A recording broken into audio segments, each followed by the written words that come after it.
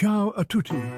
Today we're going to make a beloved Sicilian treat, cannoli, in our creamy ricotta cheese with a generous dusting of powdered sugar for sweetness and a splash of vanilla extract for that irresistible aroma, and finally the piece de resistance, chocolate chips. Now mix it all together until it's smooth and creamy. Our filling is ready, but we're not done yet. Now it's time to fill our crispy cannoli shells. And now for the finishing touch.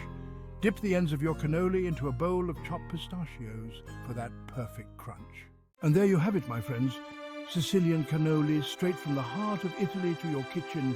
Buon appetito!